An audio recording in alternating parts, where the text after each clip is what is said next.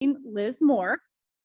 He is a 30-year industry veteran, opened her own real estate brokerage in Newport News in 2003.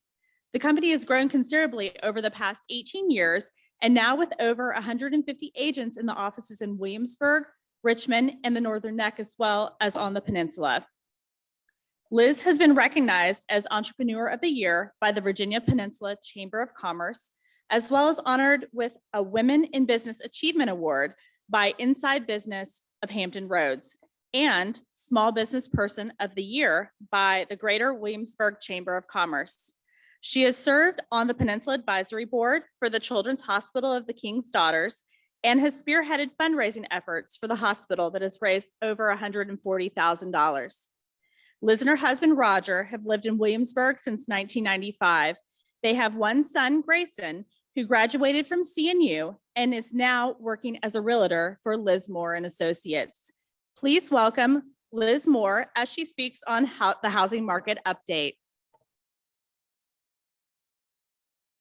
Okay, so actually, this is a fun talk for me this year where it hasn't necessarily been in years past. I have done presentations like this for many years, actually starting in about 2008, when the market was really in not such a good place. So you will be happy to know that I have a lot of good news for us to talk about today. So what we're going to cover starts with how the market has been impacted by the pandemic. Obviously, that has been something we have all lived for the last 2 years, and I think you'll see a lot of interesting trends today as it relates to that. Next, is it a good time to sell? For years leading up until the pandemic, that was kind of dicey depending on what was going on in the market. But I've got some good news for you today about that. My real estate forecast for 2022, the presentation that I'm going to give today was actually put together by the Virginia Realtors Chief Economist, Lisa Sturdivant. So I'm going to share a lot of economic data with you today, but I'm also going to put my spin on it based on what I'm seeing in Newport News, Williamsburg, and Richmond. Thinking of selling, but not sure where to start, where you begin with that process. And then we'll leave some time at the end for Q&A. So let's start with what Virginia home sales look like over the past 3 years, really. So if you take a look at this chart, you'll see that we start in January of 2019 and had a pretty solid market through 2019. And then you can see what happened when the pandemic hit. So some of you were probably in some of my lectures right in the beginning of the pandemic in March and April of 2020, when the market had just begun to tank and we weren't sure what we were going to be able to expect. So interestingly, you'll see from the first case, the stay-at-home directive, the market just fell very, very quickly. The good news is it also rebounded very, very quickly, and then did something that caught us all by surprise when it really went past the market, because there were so many factors that were fueling demand. And that's what we're really going to talk about today. Mortgage rates during this period hit record lows. So you were actually able to get a mortgage under 3% for a couple of months in 2020. So that was really something that I never thought that we'd see. Then you can see when the vaccines came and when some of the social distancing requirements were relaxed a little bit, again, we had a little bit more of a roller coaster. And then we saw the Delta variant. So that saw another crash in home sales, which it is beginning to stabilize and recover from a little bit now. So really interesting to look at what the impact of the pandemic has had on the market. I find these to be some really interesting statistics. So this is giving you a look at the year 2021 versus the year 2020. So sales were actually up 10%. in the midst of everything that was going on, we saw that continue to climb. Volume was up 25%. And the reason for that is you had the combination of closings up and sales prices up. So just in the year 2021 over 2020, we saw a 9% increase in sales price, median sales price, average sales price. And that is a statewide statistic. So these numbers are looking at all of Virginia, but that tracks pretty closely to our Newport News and Williamsburg markets. Average days on markets dropped from a little over 30 days to a little under 30 days. That number in our market right now is hovering around 16. So as inventory has gotten tighter and tighter, houses are definitely pretty close to flying off the shelves. And then we saw almost a half a basis point increase in interest rates. So that is something that we're really going to need to keep an eye on going forward. So we saw them go from a little under 2.7 to over 3% in 2021. This is the number that I think homeowners and a lot of sellers should really be paying attention to. So my chart goes all the way back to January of 2015.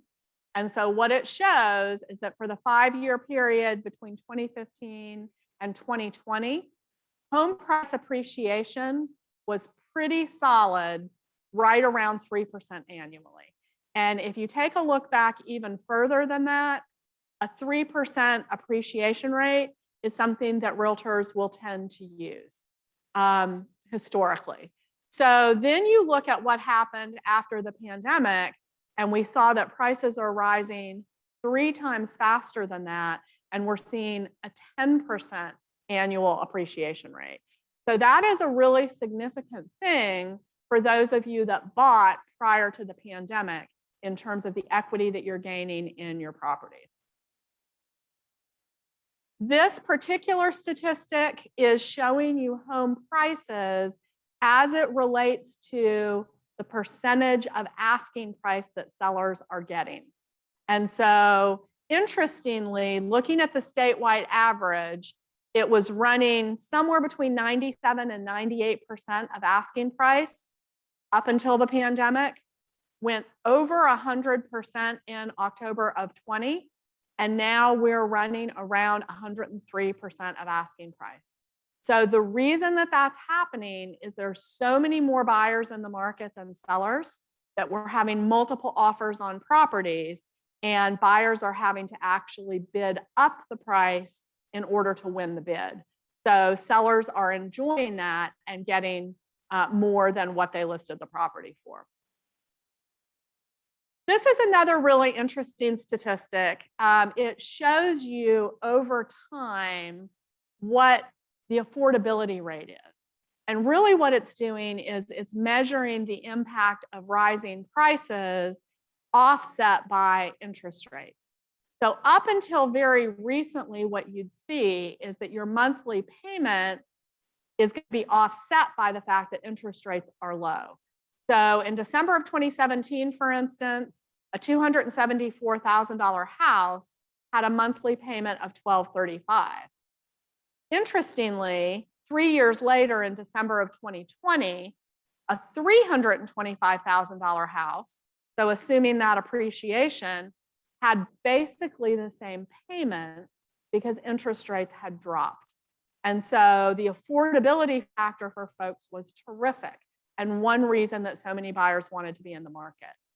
But what is happening now is we're continuing to see prices come up. We are also seeing interest rates go up at the same time. And so just 1 year later, that same house costs $25,000 more dollars, but more importantly to the typical buyer, the house payment has risen from $1,249 to over $1,400 a month. So you can see how over time, if things keep going in this direction, that could definitely put some pressure on the housing market, slow things down a little bit. This is a picture of Virginia inventory. If you watch the news, I'm sure you have heard the stories about how little inventory we have in the market right now. This is a year-over-year change in month-end inventory, and you can see that we are down almost 50% over where we were a year ago.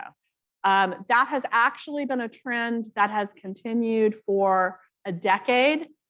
It has just now gotten to the point where there is literally nothing on the market. In my Richmond office, for instance, the percentage of homes that are in bidding wars and selling over list price is actually over 98%. So that tells you how low the inventory is in the current market. So what were the factors that were driving what's happened over the past 2 years? So clearly the Fed's money policy has made a big difference in terms of their determination to keep interest rates low.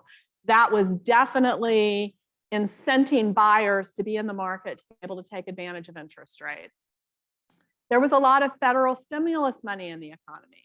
So people felt like they had more money than they necessarily had in previous years. In my opinion, one of the biggest things was what we learned from the pandemic, that we didn't necessarily have to commute to an office anymore. So a lot of people were given the opportunity for remote work, for remote learning, and that meant that their housing needs changed. If you had a small house and there wasn't separate space for 2 people in the house to work remotely at the same time, that posed a big challenge. It also is true that I think our area is a great place to live. So for people in Northern Virginia, for instance, that can now work remotely, it made sense for them to be able to move to an area that may not be quite as congested because they can work from home, and that commute time isn't as much of a factor as it was in the past. Surge in refinancing activity, definitely because interest rates were at an all-time historic low, people refinanced rather than selling and moving, and so that took even more inventory out of the equation. Other factors is definitely what our demographic profiles look like. The millennial generation is hitting prime home buying age right now. So you have a lot of newly formed young families and young people that are ready to buy. So that's happening at the same time. Baby boomers are staying in their homes longer. There are a lot of opportunities like aging in place where people who would have moved to CCRC in the past, they're actually going to stay in their house an extra couple of years. So the other interesting thing is you've got baby boomers and millennials fighting for the same property.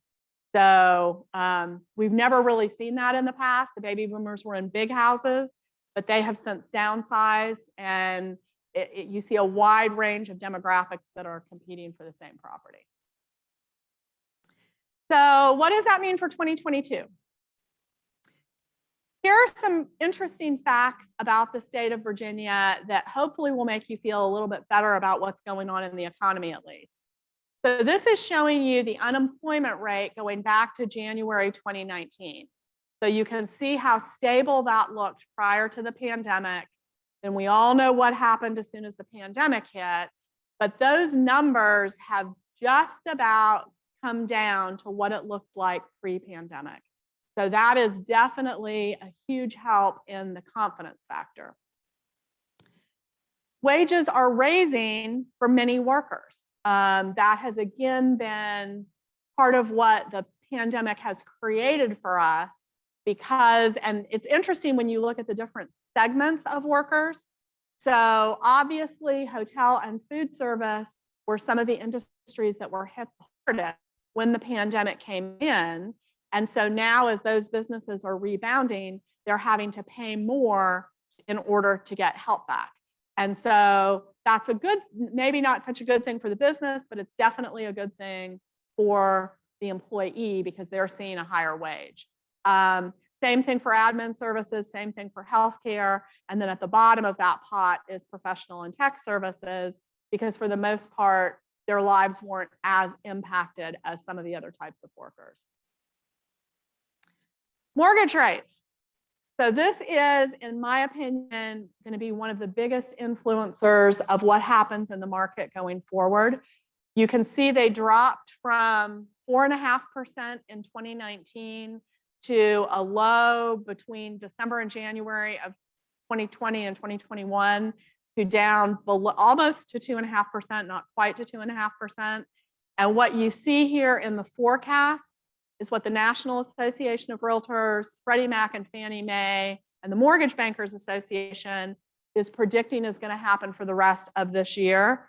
There is a prediction that interest rates will go up 4 more times.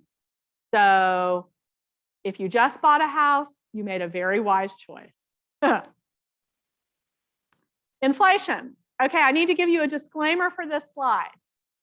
So this presentation was put together by the chief economist at Virginia Realtors at the beginning of the year. And you can see that her prediction, along with some other industry experts, was that inflation was going to take a sharp drop later this year. This personally is a forecast that I do not agree with. I don't think we're going to see a sharp drop in inflation. I think what was anticipated earlier in the year was the result of supply chain issues easing up, and that hopefully if that happened, we'd start to see inflation turn around and begin to drop. What I don't think anybody anticipated was the situation in Ukraine, which obviously has impacted a lot of things, particularly gas prices, some other commodities that we're all buying regularly. So although this was the prediction at the beginning of the year, my feeling is we're going to see inflation stay high and potentially rise throughout the remainder of 2022. And really until the world situation has settled down a little bit, I think it's going to be hard to see that dropping sharply. I do believe we'll figure out the supply chain issues, and when that happens, I think that will definitely have a positive impact on this. So essentially, we're balancing a couple of things to try and predict what's going to happen in the market. On the positive side, economics for the housing sector are very, very strong and positive. The demographics that are out there in terms of the millennial buying population are very, very positive for the housing sector. The risks, of course, are affordability. If interest rates continue to rise and prices continue to rise, that can be a very, very dangerous combination, particularly for first-time home buyers. You add inflation into that and a lack of inventory, and I think you definitely are going to see a lid on the market. So far in 2022, our pending sales, which is the new business, is down around 22% over last year. So that's definitely a change from the pace of the market that we've seen during the pandemic. So where we're headed, the prediction is for home sales to be flat this year across the state. I believe that's going to be a little bit optimistic. I think we're going to see home sales actually down somewhere between 10 and 15% this year. The median home price last year went up 9.2%. It's projected to go up another 4% this year. I think that number is low. I think that we'll see another 9–10% appreciation year in 2022. New housing starts are also flat. That has been another contributor to the market because the cost of materials for new construction are so high. It has been hard for the builders to be able to give us the inventory that we really need. So I believe that number will be relatively flat this year. And we talked about it a little bit before, the 30-year mortgage rate is likely to increase over 4% by the end of the year. So it's a seller's market. What does that mean for you? Quite frankly, there is probably never a better time to sell your house than there is right now. There are so many buyers in the market that the supply and demand equation is favoring sellers. So what that means is in the past, where you would really have to get your home market ready to sell, I would normally be telling you, you need to be taking down wallpaper, you need to be painting, you need to be putting in new countertops, things like this to be competitive in the market. Because there is so little inventory, you can get away with not making those kind of improvements to your house like you had to do in the past, and still being able to fetch not only your list price, but if you're fortunate enough to be in a multiple offer situation, you may even get more money than you were actually asking for the house. So it's definitely a great time to be a seller. So where do I start? I'm going to give a shameless plug here because a couple of things that we do at my company I think are very helpful in the current market climate. We do an assessment of your home's condition and price, what you would need to look at considering in order to put your house on the market. We actually do an upfront appraisal and an upfront home inspection to allow sellers to have a little bit more information about what's going on in the market as it relates to positioning their house before you put your house on the market. So that conversation is something that we will do for you at no cost and no obligation. Really meant to just empower you with some information. Okay, time for Q&A. Yes, sir. I'm so glad you have a question. So great question. The question is, do I see 3D printing of houses here? Do I see that impacting our Virginia market? I had the opportunity to go see the first one that was built in James City County a couple of months ago. And for those of you that are not familiar with 3D printing, it is worth Googling it and looking at how that works. Essentially, there is a huge printer that prints a house, and it's built in probably, 60 days as opposed to 120 days, 150 days. It has the potential to definitely lower the cost to the consumer, which I think is a huge benefit. You see some of the things that we're worried about from an affordability standpoint. So if we're able to cut down on construction costs and construction time, that would be wonderful. There are definitely a lot of people who are looking at that right now.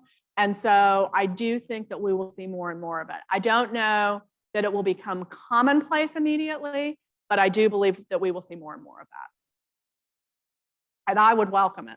This house was amazing. If no one had told me that it was a 3D printed house, I would have had no idea. The construction looked like it had been stick built.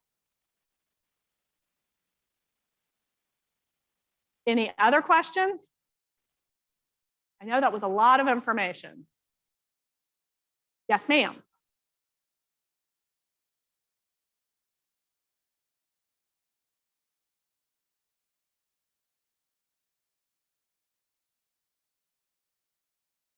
Okay, that's a great question.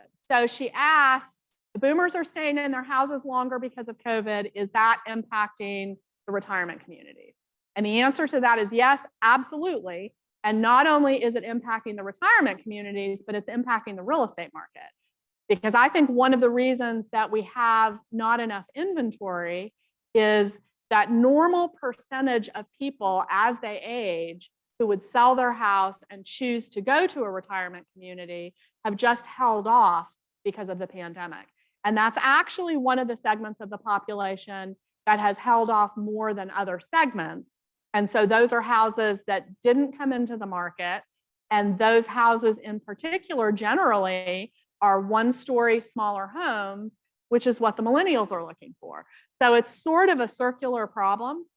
Now, I'm hopeful and begging that those people that have held off will see the benefit of taking advantage of this market, and we'll start to see those properties come on the market. because really beginning to get more listing inventory is what is going to solve the problem and balance things for everybody. Okay, online question? Okay, great question. So somebody is asking, is it worth it to modify a popcorn ceiling with a smooth ceiling? So that's kind of a loaded question, and my answer might surprise you. Buyers absolutely do not want popcorn ceilings. That is a thing of the past that reminds you of your grandpa's house, and a buyer is definitely going to want a flat ceiling. That said, in this market, I am not going to recommend that you spend the money to do it because buyers are going to overlook that. They're just going to be so happy to get a house that you're not going to have to go to the trouble to do that. And in some cases, we still do recommend market updates. If you have a ton of wallpaper, or if your house is an Easter egg, and what I mean by that is if your dining room is red and your kitchen is blue and your living room is yellow, we're probably going to recommend that you paint a neutral color because that will show so much better to potential buyers that you're likely to escalate bids and get way more for the house than what you put into the paint. But changing a ceiling from popcorn to flat is a more expensive undertaking, and I'm just not going to recommend that in this market. Anybody else? Another question that I often get when I talk about this, people are always curious about kitchens. You know, what about my white kitchen versus walnut countertop? So it's kind of funny over time. If you've heard me speak before, you will have heard me say, okay, the white kitchens are out. It's time for going to a walnut or an oak cabinet in your kitchen. Well, guess what? If you wait long enough, it comes back in. And right now the white is back in. So if you procrastinated, that was probably a good thing, and it actually will benefit you in the long run. Any other questions? Yes, sir.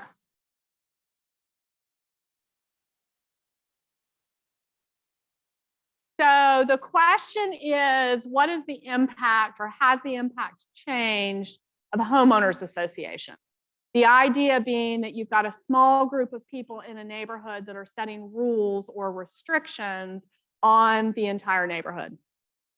And in my experience, people either love homeowners associations or they hate homeowners associations. There really is not a lot of in between. The good side of a homeowners association is it can maintain property appearances in a consistent fashion.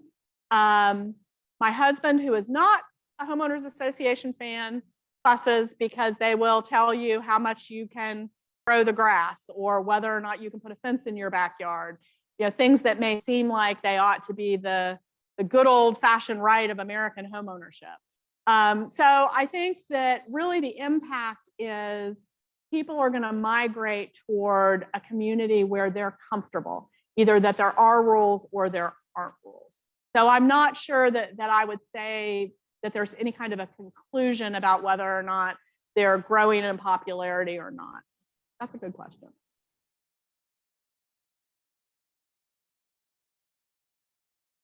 Colored kitchen cabinets. So I guess that depends on what color. And that is one of those things that I probably need to see to be able to evaluate whether or not I think that is something that would need to be updated. You know, there's a lot of people taking risks in color palettes and things now. So, I mean, I saw a kitchen a couple of weeks ago that was eggplant, which is a very, very deep purple. And okay, my front row here is making a face. That may seem like an awful color for a kitchen, but it was actually beautiful. So it really depends on how it's done. And that's going to be the kind of thing, that's where I would say, call me, let me come take a look at your house, and I'll be able to give you my 2 cents if I think that's something that you would need to change or update or not.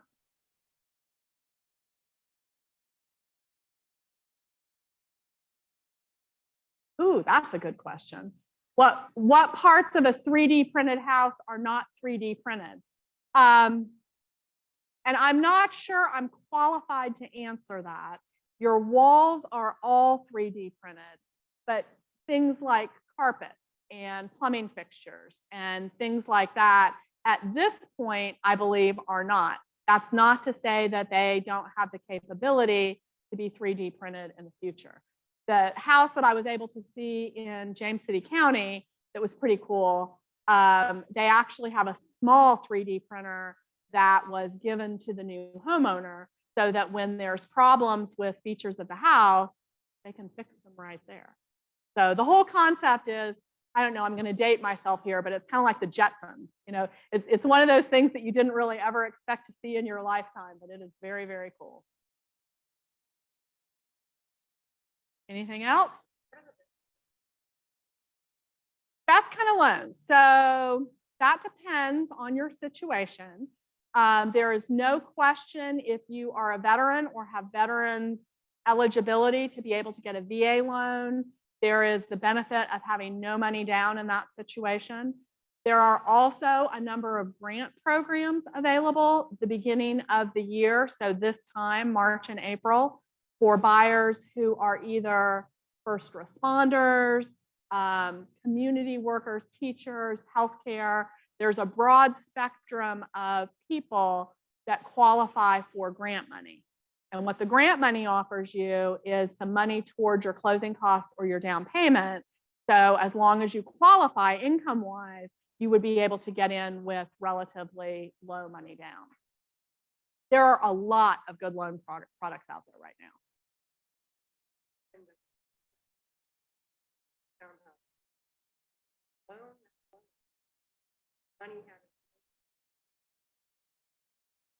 Okay, so the question is there a loan product that allows you to improve your property without coming cash out of pocket? And yes, there is. Those are called renovation products. And so you would actually get a loan for the base price of the house. And then let's say you wanted to add a master suite. The amount of the loan that you would get would include the new master suite. So you're rolling that into your payment. And there are a number of different products like that available. And that can be a great way for a buyer in this market to take advantage of a situation. Let's say you're having trouble winning a bid because you're competing a lot. If you choose a house that needs a little bit of TLC and can get this loan product, you may not have as many people competing for it. You may be able to get a better price on it and use this construction money to actually get the house exactly how you want it. Glad you brought that up because that's a really good option in the market.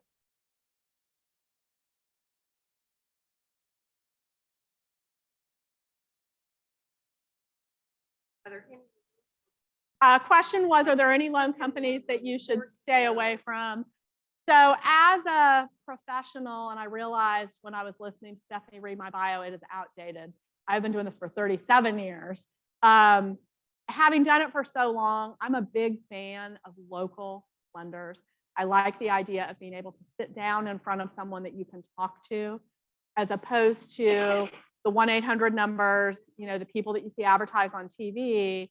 The problem with that is I think sometimes, not all the time, but sometimes it can be smoke and mirrors where they're going to advertise a really great rate, but then when you get to the closing table, there's a lot of hidden fees and things that you weren't expecting. Whereas with a local lender, you're not going to see that happen as much. So my recommendation would be to just shop your lender. And real estate agents are a great resource for that because they work with the same people all of the time. And if you're thinking about using a national lender, talk to a local lender as well, have them take a look at the estimate that you got and just make sure that there aren't hidden fees and charges in there that you may have missed. Yes, ma'am. Great question. Does loan shopping affect your credit? I'm really glad somebody asked that because I think a lot of people don't do that because they're afraid of that. And the answer is no. As long as it's a reputable lender, the way they're soft pulling your credit should not have an impact because the credit bureau is going to look at it. Clearly, you're shopping for a house. So there's going to be a number of inquiries on your credit related to that. That's a little bit different than a car company pulling it, and then a furniture company pulling it, and then a mortgage company pulling it. Good question. Everybody is so careful about their credit, as you should be. That's right. Okay, that sounds like all our questions. If you think of anything else, please feel, oh, one more.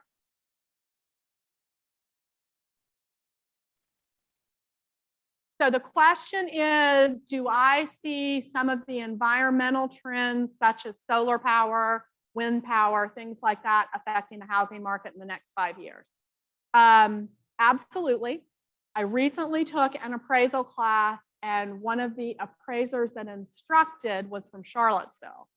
And in the Charlottesville market, there is a lot more solar panel energy than there is here on the peninsula. So he was talking about the impact of that on values. So when you don't have a lot of it, it's hard to tell if it's going to make a difference in terms of value. As you begin to get more and more of that, I think it definitely will be something that will be more acceptable. There are definitely buyers out there who are concerned about the environment and would like to see green building practices more often, or if they're retrofitting an older home, are thinking about that sort of thing. So I do think there's a demand for it. Right now, I don't think it's impacting our market a lot because supply chain issues are causing a problem with that. And also because buyers are so desperate to get a house that they don't really have the opportunity to be choosy in this market. They're sort of getting what they can get and will probably retrofit later. But that's a good question.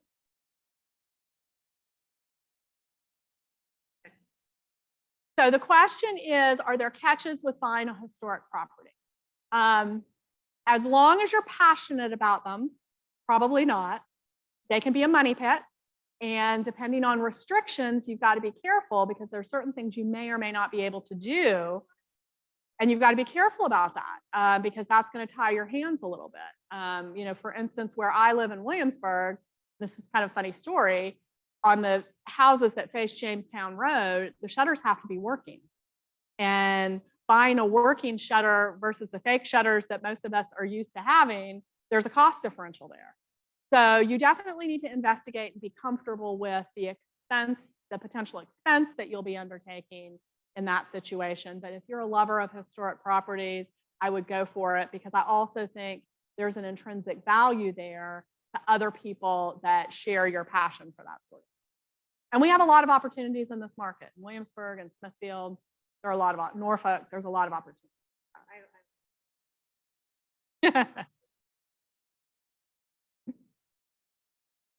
Anything else? Okay, thank you very much. Feel free to reach out if you have any additional questions.